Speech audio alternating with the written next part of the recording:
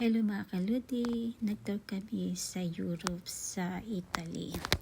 Itong tour na to ay group tour, kasama yung mga ibang lahi. Kasama ko dito yung asawa ko, hipag ko, bilas ko. Ayun na nga mga kaludi. Ang unang destination namin, Roma, pero isang gabi lang kaming natulog dun. Ang layo ng biyahe siguro. Direct flight kasi kami 12 to 14 hours yung biyahe namin. Then meron kaming tour guide.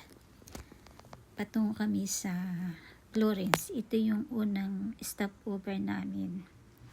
Yung mga lumang simbahan. Marami pumupunta dito mga kaludi. Hindi pa ito yung totally Florence. Nakalimutan ko yung pangalan ng place. Pero marami mga turista ang pumupunta dito. Lalo na yung famous dito, gelato, ang sarap. Ayan na nga. Yung tour guide namin nakapagsalita ng Japanese.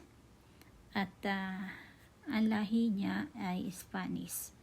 Pero marunong siya magsalita ng Japanese. Ako naman, syempre, nakikinig lang. Ganon. Ito naman mga kaludi ay view na napakaganda. Green na green. Alam mo ba dito sa Italy, puro farm ang madadaanan mo. Nakasakay kami sa bus at makikita mo talaga puro farm.